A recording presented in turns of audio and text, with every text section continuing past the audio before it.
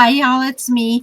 I got a couple of requests on my Prima Doll tag um, video asking how I made these little flowers that I had on one of the tags, and I tried to explain it in writing. I also got some requests in my email, but I tried to explain it in writing and I guess everyone's not getting it, so I'm just going to show you. I'll show you. It'll be faster to do the tutorial.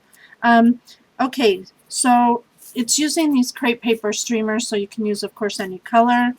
We're just going to be fan folding. It's like finger pleating, I guess is another name, where you just kind of do this and you get that kind of a thing going on, mountains and valleys. So depending on how thin you want your flower, like that's really thin, and then this one's like really thick, see there? You might, that will be determined by how much of a fold you give. So if you do a little fold, your flower is going to come out, of course, flatter. So anyway, this is like so simple, it's not even funny. And I didn't even I just needed to use a streamer, so I was trying to figure out what to do with them.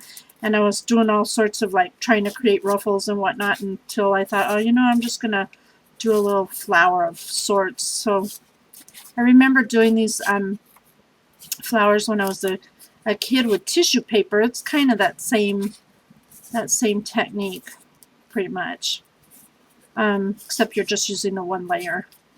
So anyway, you just keep finger pleating. I'm doing a whole bunch because the more you, the fatter you make this little pile, the fuller your flower will be. It looks nicer when it's full. So just keep finger pleating it.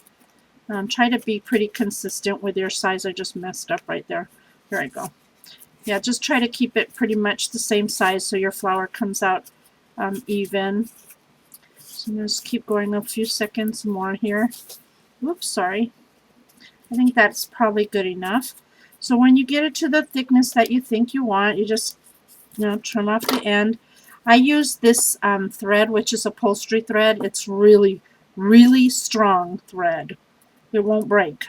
So basically you just want to find your center of that little pile you made. You're just going to tie this thread in a knot in the center. Hold on, let me try to hold it and pull it at the same time.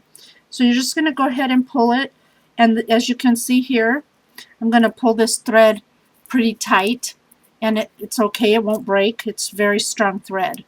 You want to kind of give it some kind of an indentation in the middle there. And if you don't get it exactly center, it's no big deal, because you can always trim the flower afterwards, as I'll show you in a minute. So just double knot it, so just to make sure it doesn't untie. And then basically that's it. The only other thing you want to do, which I did, was I kind of flattened it out a little bit and started spreading out the pieces. And then I used a little bit of hot glue on one of the sides here. Pinch that part together, those two pieces. And then I did the same thing on this side. And as you can see, this flower is extremely lopsided, unlike the ones that I have down there.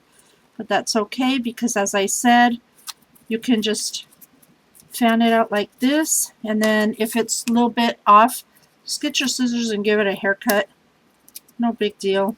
And that's what I did with that little one.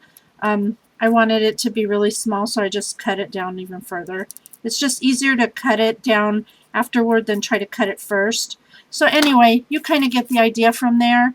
And then you can either use like something like this and put a pearl in the center, really pretty, or you could do you know, some stickles and just put stickles in the center and then press your pearl down into the stickles. That looks kind of cute. Or you could just put that in the center, or whatever you want. So anyway, I hope that makes sense. Like I said, it's super, super, super easy. So let me know if you have any questions. Bye!